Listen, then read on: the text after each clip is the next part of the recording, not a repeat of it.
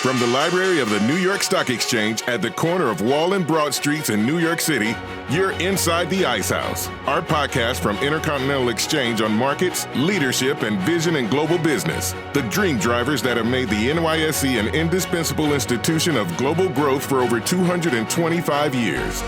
Each week, we feature stories of those who hatch plans, create jobs, and harness the engine of capitalism.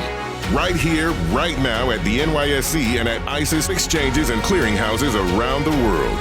And now welcome inside the Ice House. Here's your host, Josh King of Intercontinental Exchange. The 140th U.S. Open was played this year here in Queens at the USTA's Billie Jean King National Tennis Center, which finished on September 13th with Dominic Thiem of Austria taking the men's singles title and Naomi Osaka of Japan taking the women's title. A total of $53 million in prize money was awarded, with each winner taking home a purse of $3 million. The runner-up, half that, at $1.5 million. The trophies were awarded at center court in the Arthur Ashe Stadium in front of approximately 0 spectators for the first time in the tournament's history and the first time in all of the Grand Slam tournament's 143-year history, all due, of course, to COVID-19. But let's head back, say, 43 years. It's August 1977. The son of Sam is terrorizing New York City. The city's just endured the historic blackout on July 13th, plunging the 5 boroughs into darkness. Still, in tennis, as always, the show must go on, and that means the best players in the world head to their prime clay court tune-up for Forest Hills, the U.S. Pro Championships of the Longwood Cricket Club in Chestnut Hill, Massachusetts.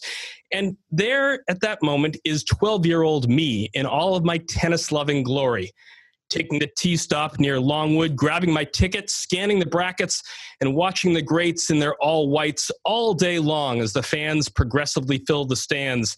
The men's doubles that year, Bob Lutz and Stan Smith defeat Brian Gottfried, my personal favorite at the time, and South Africa's Bob Hewitt. Really, there were few days like that in my memory that I enjoyed so much. So, back at the present, here I am in the thinly populated New York Stock Exchange, not wearing my usual business suit, but rather an open collar shirt, bonobos pants, and a pair of bright white classic Stan Smith sneakers from Adidas, 56 years after the first model, not yet named for Mr. Smith, was first introduced in play. The breakthrough leather design joining the canvas footwear that then dominated the sport. I own 2 pair of Stans at the moment, the original green accents, which I'm wearing now, and a special pair with red accents that I take out for special occasions. The idea to buy those planted in my brain when I visited the great Eden Rock Hotel in St. Bart's a few years ago, and every staff member on the property was similarly appointed in red-trimmed stands. So, what a pleasure it is to share the mic for a few minutes today with one of my boyhood heroes, the great Stan Smith, the former #1 tennis player in the world, the winner of Wimbledon in 1972 over Ilie Nastase, and the aforementioned U.S. Open over Jan Kodesh in 1971. And of course, those 3 Longwood doubles crowns in 73, 74, and his 6-3, 6-4 triumph with Mr. Lutz over Gottfried and Hewitt before my very eyes in 1977. And oh yeah, the global fashion icon who has reigned for half a century and still going strong. Our conversation with Stan Smith, all right after this. Board diversity is important. Board diversity is important. Board diversity is important. Board diversity is very important. Not just because it's the right thing to do, but because diverse leadership at companies creates better companies. This is about value, not values. With board diversity, you build better companies. Diversity of thought, diversity of perspective. Different perspectives often yield better outcomes. We need to have different perspectives with different backgrounds to really inform and find the best solutions for our organizations. Companies that have more diverse boards perform better. Diverse teams are better performers. That is absolutely true in the boardroom as well. It makes a difference to the employees who work for companies. It makes a big difference for the communities in which they work. Our business is about building leaders for the future, and that talent cannot be only half the population of the world. What are you waiting for? 50% of the population, for some reason, isn't qualified? Let's put the smartest people we can in the boardroom, and why ignore people or exclude people for any reason other than that they're not qualified? Our guest today, the legendary Stan Smith, is now president of the International Tennis Hall of Fame in Newport, Rhode Island. Along with the titles I mentioned before the break, Stan won, according to the Hall of Fame website, a total of 37 career singles titles and 53 doubles titles, also representing the U.S. and the Davis Cup team for 10 years, helping to win it 7 times. And for that body of work, he was inducted into the International Tennis Hall of Fame in 1987, but still reigns supreme on the feet of men and women around the world. Welcome, Stan, inside the Ice House and the New York Stock Exchange, a building that, well, our history dates back 228 years. Our current building, opened in 1904, is still newer than the building you oversee, the Newport Casino, which was opened to summer cottage residents in 1880. Good to have you with us. Well, thank you, Josh. I appreciate the introduction, and I'd like to see what you're wearing there. It's very good. Always, sir. And that red pair I have upstate, and I put it on whenever I host my guests to remember that great feeling I had at the Eden Rock when everyone jumped out with their stands and took my bags and handed me a drink and made me feel right at home. I love it. That's great. So for all those trophies in your trophy case that I'm looking at sitting behind you, Wikipedia notes that your career prize money, I think, is $1.7 million, which is just a tad over Alexander Zverev's purse at Queens a few weeks ago. What was the prize money back in '71? Well, we had the big prize of $20,000 and a gold ball. There's a couple of gold balls in this trophy cabinet, and I didn't even get a trophy at that time. But I got a warm handshake from the president of the USTA, so that was very special. And what, pray tell, did you and Bob get for winning the U.S. Pro Doubles Trophy in Chestnut Hill back in '77? I have no idea. Do you remember any of those visits to Boston? I do remember those. Those were special. In fact, Bud Collins really, I keep telling people that we made him famous because he was doing the broadcast by himself for like 7 or 8 hours nonstop. I don't know if he ever ate or went to the bathroom, but that was a special place for us. In fact, the first year we played there, we lost on Sunday. They started us on the day before the tournament, and we lost. And so we were out of the tournament before it even started. And that was one of the first experiences. But we did have some great experiences there at the Longwood Cricket Club, and it's a very special facility. Those grass courts were great. Now they got clay courts as well, and they still have some very good grass courts. Hey, let's just have a little quick digression on Bud Collins. You mentioned him, and I forgot to put him in my flow notes of people that I wanted to talk to you about. But as a kid growing up, reading the Boston Globe, not just about tennis, but everything else that Bud would opine on. For our listeners who have no idea who Bud Collins is, share your reflections on him. Well, Bud and I got to be pretty good friends. So, he obviously covered the tennis, and he covered us, our very first victory there at the Longwood Cricket Club when we played doubles there. But he covered all the tournaments all around the world. I even did TV with him at Wimbledon.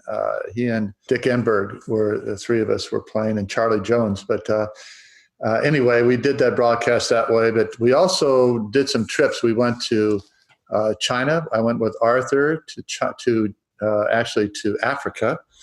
And then we also went to China together. And with the USTA, we had a group of players and media people in 1977. We also went to Vietnam twice, and he was part of that group as well. So Bud was really one of the great, colorful media people in tennis, and he had nicknames for everybody.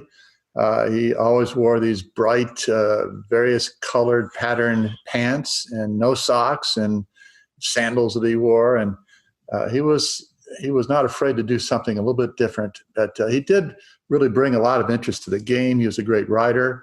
And most of his time was pretty good on the broadcast. Although one time we were playing in Newport, Rhode Island, which is where the Hall of Fame is, and it was very foggy. And he was way up in the stands, above the stands on one side. It was so foggy, you couldn't see him. and all you could do is hear him.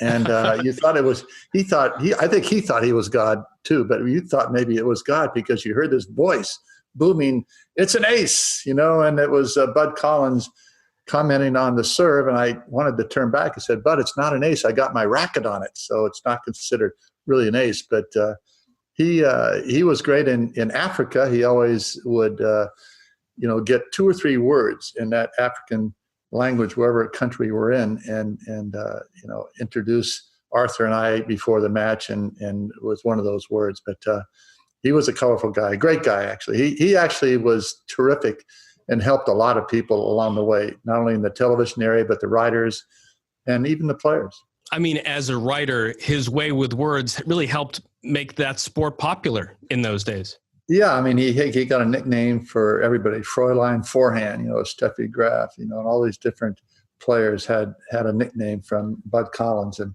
he was a little goofy sometimes, but, it did bring interest to the game. I mean, talking about Arthur and Bob Lutz and those days, I mean, as president now of the International Tennis Hall of Fame, give me a few thoughts of the state of the game today. Well, the game is very healthy. I mean, it's hard to say that during COVID, but in general, it's been very healthy. We've got some great, male players that are in the game, that are playing even at their best. I mean, you look at Federer, Nadal, and Djokovic. They're playing great tennis, and they may go down as 3 of the top players ever to play the game. I've got Borg in there, and Sampras, and Laver, but those 3 guys have made an impact and stamped their legacy in the game. And on the women's side, you've got Serena, who is still there and still trying to go for number 24 to match Margaret Court. But, Martina and Chrissy took the mantle from Billie Jean King and Steffi. And the women's game is pretty healthy, too. There's a lot more depth in the game. So, and in the men's game as well, you're seeing some great matches in Paris this week because of young players that have never played in front of a crowd. They're playing in their natural surroundings without anybody watching. And I think it's actually helped some of those guys and girls do well at Roland Garros. But I think the game in general is pretty healthy with a lot of good players from all over the world. It's making it difficult for the U.S. to dominate like they have in the past at different times of the game. But we do have some very interesting, fun, talented players from all over the world. I mean, beyond making Roland Garros feel like a high school tennis court, what do you think COVID is going to do to tennis at both the pro, amateur, and the recreational level? Well, one of the things about tennis is it's very safe. We have an academy here, the Smith Stearns Tennis Academy, and we've been going all summer and now into the fall for the school year. And the kids are distancing. They're 78 feet apart from baseline to baseline, which is a pretty good distance. And we're trying to keep them, from getting too close, during their breaks and that sort of thing. But tennis is a safe sport during this COVID time, just like golf is. And so it's really been a boom for tennis and the recreational side of it. The professional tournaments have taken a big hit because many were canceled, and some of these Grand Slam events like the U.S. Open and Roland Garros are playing under very unusual circumstances. And if it weren't for TV, those events would be canceled and the prize money would be dramatically lower. It was lower, 90% at the U.S. Open, and it's even lower, I think, at Roland Garros. The winner only getting €1.6 million. At the U.S. Open, it was $3 million for the men's and women's winner. But if it hadn't been for TV, I think we'd really be in trouble. The sponsors are being supported by the TV, and of course, there are no fans and no ticket sales. And so it's a very odd time. And we're hoping that more sooner than later, we're going to have fans in the stands. Stan, with a bunch of spare time on my hands this summer, most public tennis courts closed, and a little extra land on my property upstate, I had a pickleball court installed. What's pickleball doing to revive racket sports around the world? Well, pickleball is getting very popular, certainly in the United States, and there's a couple actually in my neighborhood that were just built.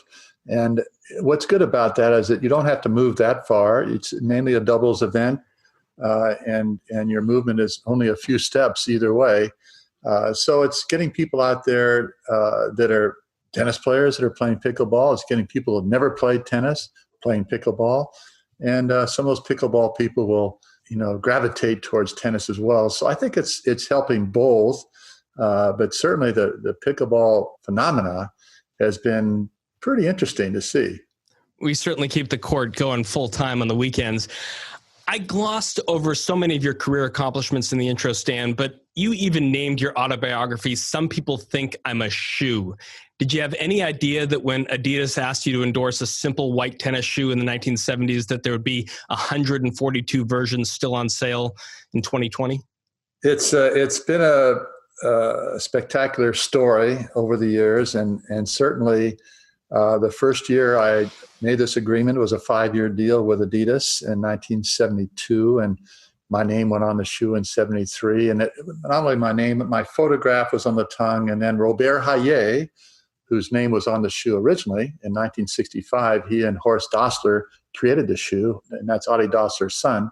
When they wanted to get a little stronger presence in the United States, that's when we started talking. And so my picture's on the shoe and his name, and then different iterations. And it was, I thought, a 5 or 6, 10-year deal, maybe, if fortunate.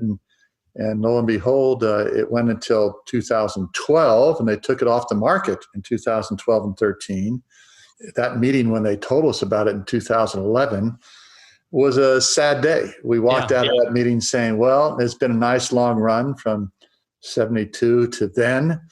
And we had no idea what their marketing plan was. Did they know it at the time? Did they have their idea? Did you have a sense that they were kernelizing this thought? They gave us some words and not much in the way of paper and concrete thoughts. But as it turned out, they came back and they had said some things. They give us a time schedule. And so on January 15th of 2014, they reintroduced it worldwide.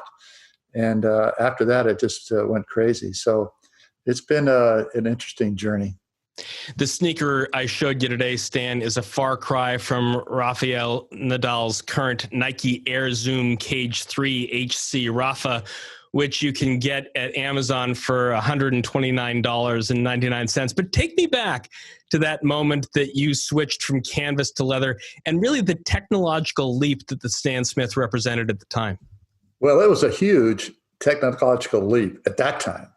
And you showed me your shoe, and you verified that you're actually wearing that shoe. And that shoe that you're wearing is very, very similar to the shoe that was created in 1965 by Horst Dassler and Robert Hayet. But at that time, it was such a big deal because we only wore canvas shoes. And therefore, to go to a leather shoe that was more sturdy, more comfortable, lasted longer, more stylish in a way, just being white with a little green trim in the back. It was the shoe to wear on the tennis court. And so I started wearing that shoe before I got involved with them as far as getting my name on the shoe. And because it was the shoe to wear, because it was a big step from the canvas that we wore. And I understand that the current version itself is making much better use of some recycled materials to have a little less impact on the landfills. That's exactly right. In fact, I just got a pair just last week, which is using those materials from recycled leather and rubber and plastic and Adidas is making a big effort on sustainability and the green look, and so. They are really going out, and a lot of the products. I just did a book tour when I brought out the book, and one of the stops was in London, and Stella McCartney, who has been working in conjunction with Adidas for about 7 years, she is vegan, and everything she makes and creates is vegan, and there's no leather.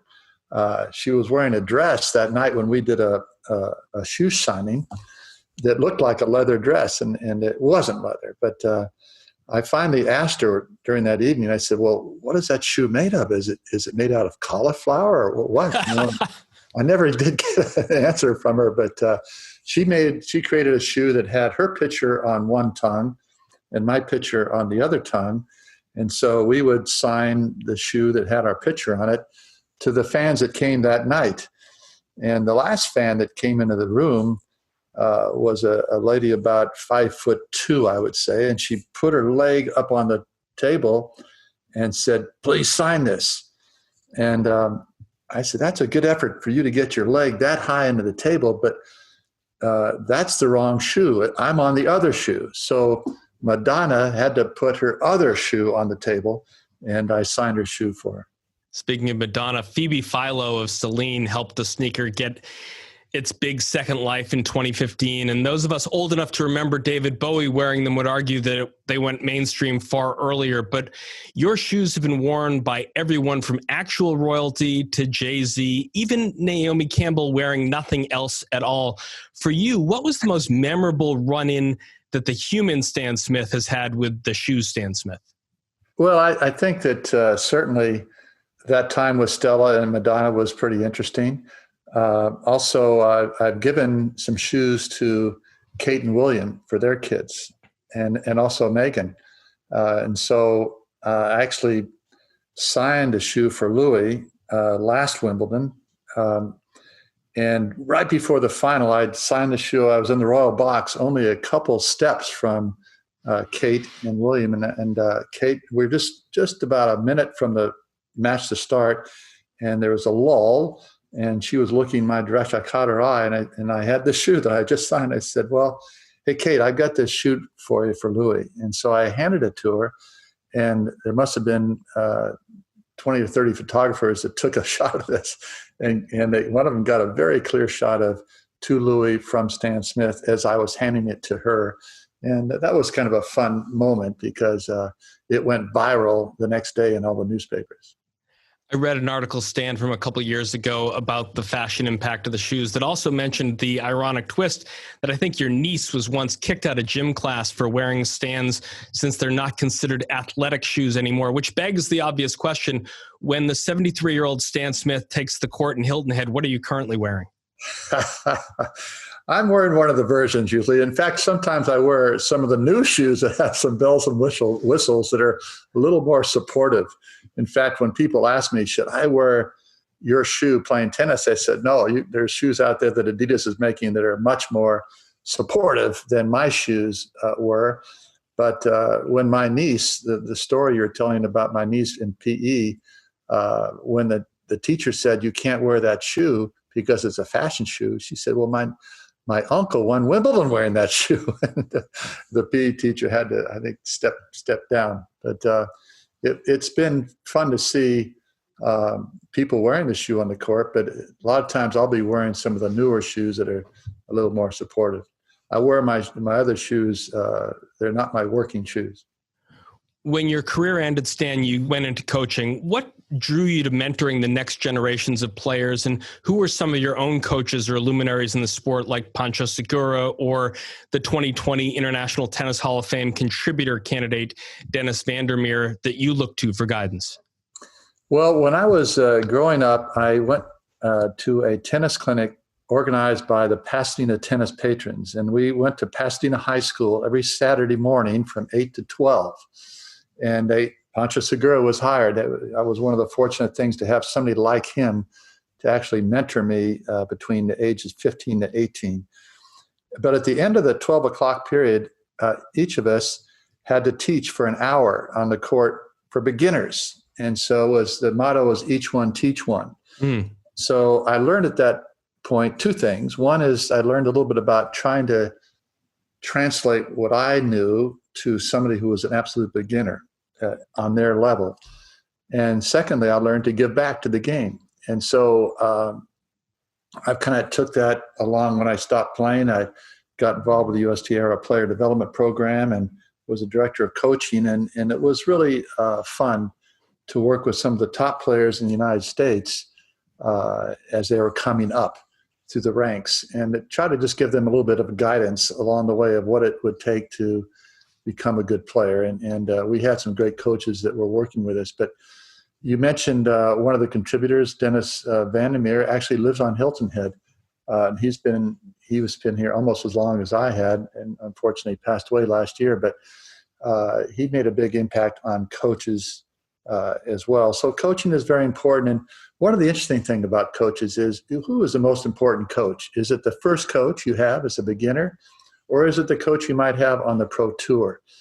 And there's a lot to be said for that first coach. Mm-hmm. Because if you don't have a great first coach that really makes it fun, that makes it interesting, that really inspires you to come back and have a second lesson, you may never get involved in the game. And so coaching at every level is important, but those beginning coaches are so important to get the kids into the game. And then, of course, you want to refine the good players as they get older, and those very fine points on the pro tour that makes a difference of winning and losing can be generated by a very good coach. I mean, you may never even get into the game, and then you lose all hope of getting to the Hall of Fame itself. And speaking of the Hall of Fame, Stan, the other candidate for the contributor category this year is actually a group of people. These are the original 9. Last month also marked the 50th anniversary of the start of women's professional tennis. What are your memories of how the sport reacted to women coming into the pro ranks in 1970? Well, it was interesting because I was pretty involved in that whole situation. In fact, when I got the privilege of calling everybody who gets nominated to be on the ballot. And so when I talked to Rosie Casals, I said, congratulations, the original 9 are now going to be on the ballot. And I said, what do you remember then? She said, well, it's interesting because the tournament in Los Angeles that Jack Kramer was running had men and women, but the women's prize money, I think, was about a third or so of the men's. And so that's when the women signed that contract for $1 bill. And the next tournament they played, which was the same time as our LA tournament, was in Houston. And Rosie told me that she won the tournament. I won the tournament in LA. She won the tournament in Houston. And they gave her $300 more in prize money for the winner of the Houston tournament, just to make a point that the women were now trying to establish their own tour. My wife was a very good tennis player, and so I followed the women quite a bit. But the women were not drawing as many fans, and there were as many sponsors involved. But they got some help with sponsorship, and it continued to grow. And now we're seeing equal prize money at all the Grand Slam events, and also maybe more importantly, equal billing on the center courts of the Grand Slam events as close as possible. I returned to the Battle of the Sexes with the release of the 2017 Emma Stone-Steve Carell film that celebrated that famous 1973 King-Bobby Riggs match at the Houston Astrodome. At the time, Stan, you're working your butt off trying to hold on to your number 1 world ranking. What did the pros of that era make of what King and Riggs were doing, perhaps turning the sport into this sort of high wire act?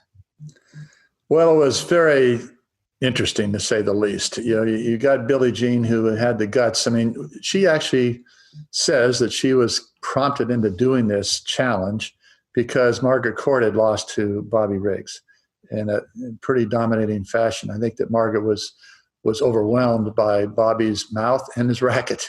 And Billie Jean was not as afraid of his mouth and his racket, and really wanted to make a statement for women. And so that was, I knew a lot of the guys that knew Bobby Riggs. I knew about Bobby Riggs myself. In fact, I'll never forget the day we were playing golf. And he came up to me and he said, Stan, I got the big C. I said, Bobby, what's the big C? And he said, I've got cancer. And I didn't even know at that time it wasn't even, kind of related to it. So he fought that for a long time with supplements and health things. And but he was quite a showman, and he actually got kicked out of most clubs in New York area because of his golf, because he was hustling on the golf course. It was quite a scene. And after that match, my wife Margie was at Princeton, and she was on the women's varsity team. She actually never lost a match on the women's varsity team at Princeton, the first class of women. And so they made a big deal of it, and she ended up playing the number 1 junior varsity men's player. And they had me come. Jeffrey Lewis Oaks, right? That's right, Jeff Oaks. And they had me umpire the match. which was not a good situation. We were dating 1973, and we got married in 74. So I was a little uncomfortable. I was actually giving Jeff a couple tips of maybe drop shotting a little bit more to supporting the male side of it. But they had about 500 people watching that match, and Jeff won the match, but it was close. I believe it was Margie's only collegiate loss. How did you both meet? And besides a shared interest, was it helpful that you both knew what it took to succeed in high-level athletics? Well, we actually didn't actually meet, but she ball boyed for me when she was 13. I was 17 at the Nassau Country Club in near Locust Valley where she lived. And so she went home that day, and her mother asked her who she ball boyed for. She said, well, she ball boyed for me. And her mother said, did you meet him? And she said, no.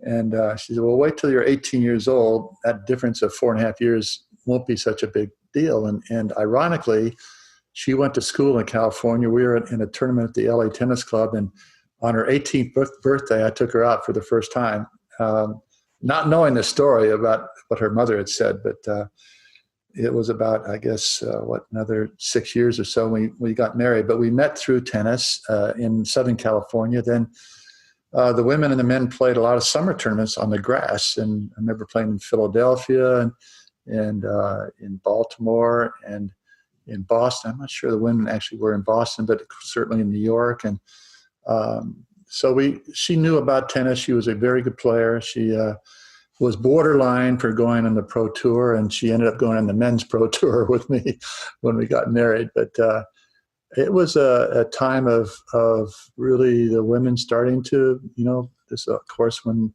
the original 9 started up, and Billie Jean kind of led the way, and then Chrissy and Martina, I think after Steffi and a lot of other great players came along that have now established the game permanently for the women. When you and Margie finally did settle down, you headed to Hilton Head, South Carolina to start the Smith Stearns Tennis Academy. And what about the island made that the right place for a kid from Pasadena to settle? Well, Charles Fraser, who created Sea Pines Resort, he studied this trends and statistics of what was going on, and he realized that tennis was getting popular in the early 70s. And so he wanted to get a touring pro to promote this resort. And we actually, the second year I was there, we had the CBS Tennis Classic, a men's event, in which I think Rosewell won the first event, being Newcomb, and then Laver beat me the next event in the finals.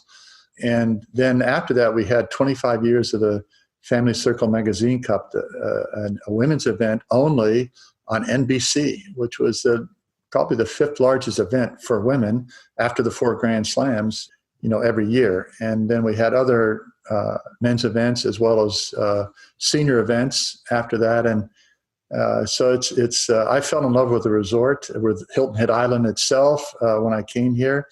And now it's coming on 50 years of I'm still the touring pro, or they call me an ambassador. They call me a lot of things, but it's been a pretty special place to raise our 4 kids. And we started the academy in 2002. So that's been almost 20 years. And that's been fun because I get on the court with these kids. I hit with them occasionally. Yesterday I hit with this 11-year-old girl. We kept a lot of balls in play. It's fun to see them improve and to hopefully give them a couple things that can make a difference in their game. And as we talked about a while ago, the key thing is to really make it fun for them at this early stage. There's so much pressure on kids today with academics, and now with this COVID and their social lives and their relationships with other boys and girls. I mean, it's really, really difficult. And so we try to make it as fun as possible, as well as working really hard. After the break, Stan Smith, inductee and president of the International Tennis Hall of Fame, and I'll discuss this year's Player Hall of Fame slate. We'll be back to talk about that right after this. Navigating dynamic markets requires a relentless pursuit of knowledge. Now, join market experts to learn with ICE Education Live. Attend live video training with practical lessons across global asset classes. On-demand modules provide base knowledge. Participants can then attend live training sessions, including group review and tests for certification. We also tailor training for your needs and in-house projects. ICE Education Live courses. Continue your education today. Welcome back. Before the break, Stan Smith, inductee and president of the International Hall of Fame, and I were discussing his career, the iconic shoes that bear his name, and the contributor category candidates for the 2020 International Hall of Fame class. One of your fellow inductees to the Hall of Fame is the great Arthur Ashe. We mentioned Arthur earlier, died at the age of 49 back in 1993. I think your first professional encounter with him was a 4-6, 2-6 loss at the Southern California Championship in 1966. You then lost to him in the finals of Brisbane in 1968, then finally beat him in the finals of Melbourne in 69. What was he like to play against, and what's his legacy today?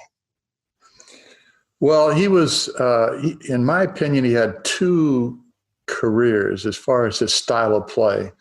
The first one was kind of a slashing, hit and miss type of a style, where he would just go for shots. He had a big serve, kind of a whiplash serve. He's not a big, strong guy, but he had tremendous strength as well as timing, and he would just blow the ball by you. In fact, that first match you mentioned, it was very funny because he had actually become a bit of a thinker even at that point in time, but generally he just was going for shots. But I was standing way back to return his serve because I'd heard about this great serve. And so he was serving kick serves to me. We're getting really high to my backhand. I was so far back, I couldn't do anything. And so I finally figured out in the second set and moved forward. And then he blasted it by me again. So, but in general, he was a hard hitter and went for shots, and he would either be on or off. If he was on, the racket was on his, the match was on his racket because he was dictating. If he was off, you had a chance. And then later, after he had a foot injury, he came back and he became a more thoughtful player, and he became more strategic. He became actually more aggressive in a way by coming to the net more and putting pressure on you as a player, but not just going for shots from everywhere on the court.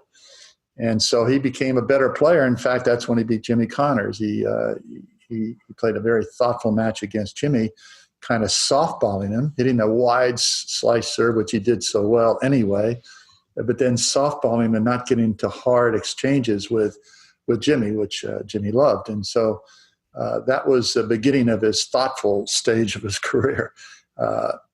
Now, the tennis was great, but as an individual, he was even more impactful in society. And he was a tremendous friend. He was empathetic to I remember one time I lost in Australia in the first round after, thinking I might even win the tournament. And he just dropped me a note and said, bad luck, keep up your hard work sort of thing. And he was one of my competitors. I wasn't like a coach or anything like that. So he was empathetic in that way. I think the fact that all the stuff that he went through, his father was a policeman. He taught him to respect people, no matter who they were. And he was put through terrible situations. I remember being in Houston, where the Houston Country Club, it's the River Oaks Country Club, and it's a very exclusive club. And they wouldn't let him change in the men's locker room. He had to go to the junior locker room, which was right next to the tennis courts. And, he handled those things unbelievably well, didn't let it stress him, and just moved on. He was always in a situation where a lot of white people thought he was a racist and a militant, and a lot of black people thought he was an Uncle Tom. And so he was always walking that tight line, playing in a white sport, primarily white sport, and having to deal with these issues. And he was never static. He was always doing something. He wrote the trilogy of the Black Athlete. He wrote several books, in instruction books, as well as other books that spoke about his passion for racial justice. And so he made a huge impact on the tennis world, but also the last few years that he lived, He obviously wasn't playing much tennis, but he was interacting, supporting, the Heart Foundation, and also AIDS and HIV prevention, and he also had some other injuries along the way. So he had some tough times. He was married on crutches in New York at the chapel, the UN chapel. So it was he had a lot of difficulties, during the last part of his life. I remember him saying to me one time, he said, "What are you taking those pills?" I said, "I'm taking vitamin C." He said, "What are you taking pills for?" "I don't take any pills." The last few years of his life, that's all he did was take pills to try to save his situation. Had he gotten through maybe 10 years later, I think he, who knows? He would have been possibly like Magic Johnson, maybe still alive today. But that was a sad day. Stan, we've been talking about all these players and all these cities that tennis has taken you to. What kind of privilege did that represent for you as a young man coming up from USC? And I guess, how much do you miss global travel as a result of COVID and being the ambassador of the sport that you've always been? Well, one of the things that was interesting is one of my good friends was a basketball player at USC. And, after his junior year, he said, "I've been to Hawaii, I've been to Detroit, I've been to New York, I've been to Houston." And I said, "Oh, that's great. I've just been for the third time. I've been to Paris, I've been to Australia, playing Davis Cup." Tennis provides you the opportunity to play around the world. It's the second most international sport after soccer, or the Europeans call it football. But you can go anywhere in the world, just bring your racket and a pair of Stan Smith shoes, and you can play in any country in the world and hopefully find a game. So it's been an unbelievable privilege for me to be able to travel around the world. And then we've done State Department tours. Like I mentioned before, Arthur and I went to 6 countries in Africa. We went to Southeast Asia and visited Vietnam and Laos and Burma and places like that were shut to the average tourist. But we did that representing the United States. And of course, playing Davis Cup, I was on the team for 10 years and we were able to win 7 times with different, Arthur was my partner in crime early on. And then later, John McEnroe, Peter Fleming, Vitas Gerulaitis. It was a fun time to play on a Davis Cup team representing the country, especially playing outside the country.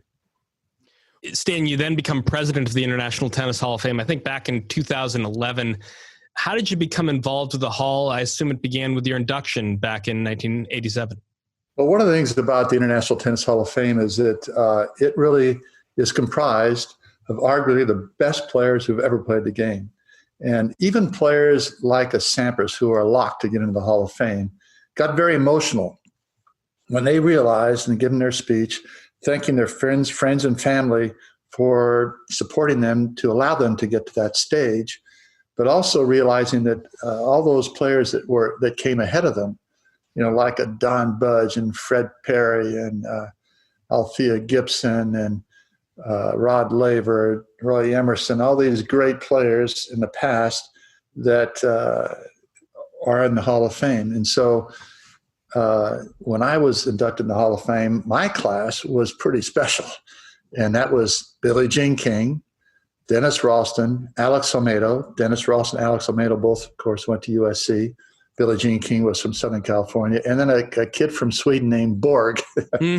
So that was a pretty nice class of 5 people that were inducted that year, 1987. So I wasn't a total lock to get in. I won 2 Grand Slams and a few Davis Cup matches and a few titles and singles and doubles. But so I really appreciated the fact that I was voted in.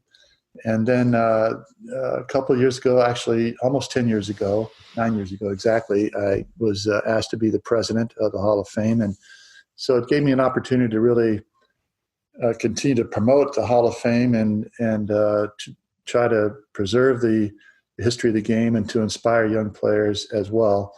So I've also been the chairman of the nominating committee, the Enshrinement Nominating Committee. And so we have a couple stages. People nominate a player or a contributor to be in the Hall of Fame, and then we have a committee that kind of vets those people. If someone's a local great but not really international level, we take those people out. Then we have a meeting of 23 people at Wimbledon every year of Hall of Famers, historians, or media. And then we decide who's going to be on the ballot. And then we put the ballot out. We just have announced the ballot for this year. Unfortunately, this year's class of 2020 were not inducted, Ivan Izovich and Conchita Martinez, because we didn't have the tournament. We didn't have the induction ceremony. But they'll be inducted next year with the class of 2021. And this year we have 5 players that are on the ballot and 2 contributors. We talked already about the original 9 and Dennis Vandermeer as contributors. We actually changed the rules that you could have a group. We did that this last year. So that's where the original 9 is now eligible to be nominated. And our committee put them on the ballot, just 2. We're going to do it every 4 years for contributors. So we're trying to becoming very select to pioneers or visionaries of the game. There's so many people who have contributed to the game, but we're trying to make this a very exclusive club of contributors. And then on the players' side, we have Leighton Hewitt, whose record is actually kind of similar to mine. He didn't play Davis Cup as much, and he didn't win as many titles, but he won the U.S. Open, he won Wimbledon, he did play Davis Cup and won for Australia, and he's been a great player internationally, and now is the Davis Cup captain for Australia. So he's probably the top person. He's number 1 in the world for 80 weeks. And then we also have Juan Carlos Ferrero, who is new this year. He won the French Championships, was number 1 in the world. Lisa Raymond, who won 11 doubles championships, 6 in women's doubles and 5 in mixed doubles, and was number 1 in the world for 137 weeks. And then we have 2 players that were on the ballot the last 2 years. Johannes Yorkman, who was one of my favorite guys. He was a number 4 in the world in singles, but he also won 9 doubles championships and was number 1 in the world in doubles, and played Davis Cup. And Sergi Bruguera is the other player from Spain. He won the French Open twice. My biggest accomplishment at the French Open was to have a couple of great meals, but he won the tournament twice, and so he also was a Olympic silver medalist. And so those are the 5 players, and the people can go online to votetennisfame.com. And I just voted last week. I won't tell you who I voted for, but it wasn't easy to make the decision. But you can go online. It's very simple. They've done a great job now updating this voting thing. It's the 3rd year where fans can vote. And the person who has the most votes is going to get 3 extra percentage points. And so let's say Juan Carlos Ferrero is the number 1 vote getter, and he has 72% from the voting group, which is made up of historians, Hall of Famers, and the media.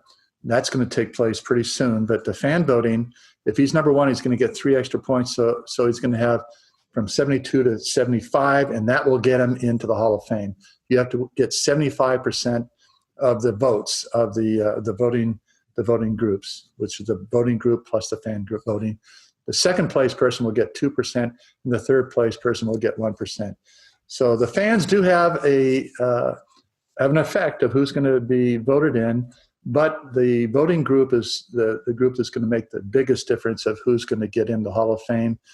And it could be all 5 of these players, or it could be none of these players. They have to get 75%, and we're very, very strict on that. If somebody gets 74%, they're not in.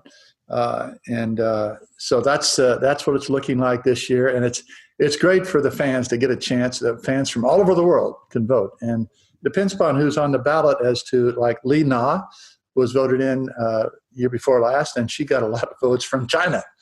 And I doubt as many Chinese people will vote for these 5 players, but I think that Spain's going to have a lot of people voting.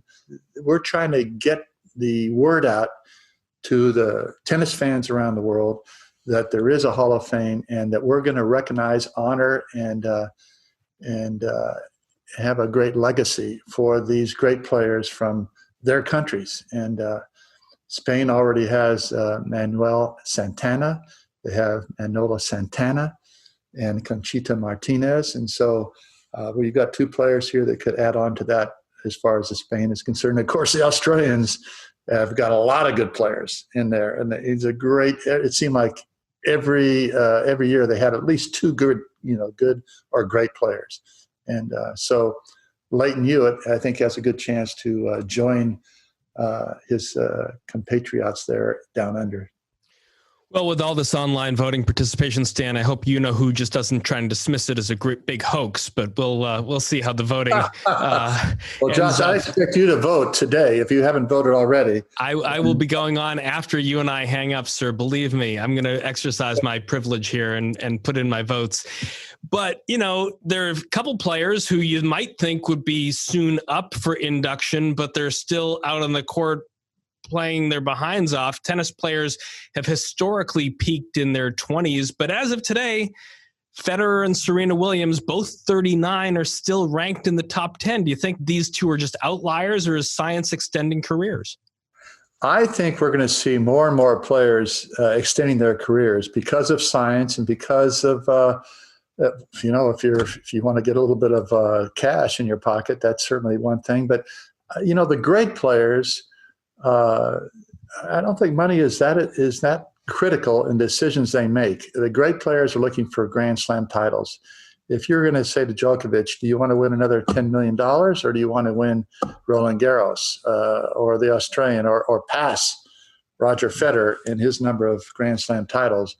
He wouldn't even blink. He would say, I want the titles. And so that's the great thing about the great players is they're out there trying to play their very best tennis. They're open to make changes, to do whatever they can to get a bit of an edge over the players that they're playing against. And so I do want to mention one other thing, too, about the Hall of Fame, and that we do have a wheelchair division. And we've had, I think, 5 wheelchair players inducted in the Hall of Fame. We do that every 4 years as well. And so those players are phenomenal to watch. And if you've never watched a wheelchair match, you've got to do that, because these players, both men and women, can really play well.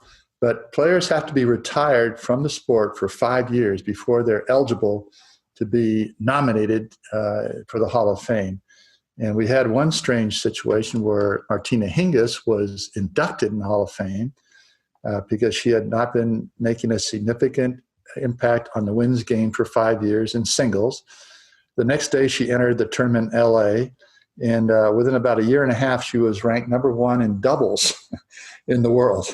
And so that was an odd situation. But normally the players are really finished with their careers when they are up for nomination. Well, with names on the ballot like Lisa Raymond, Leighton Hewitt, Sergei Bruguera, Jonas Bjorkman, and Juan Carlos Ferrero, there is a lot to choose from. I'll certainly be going online to vote myself at vote.tennisfame.com to cast my ballot after our conversation, Stan. It has been such a pleasure from that first time I saw you on the court at Longwood to today, looking at you in Hilton Head and against your trophy case. It's a great honor, sir. Well, thank you, Josh. I appreciate all you're doing about tennis. I mean, it sounds like you know the game as well as most people I've met. So keep up the good work. Well, as a kid listening to Bud Collins for so long, who can avoid that?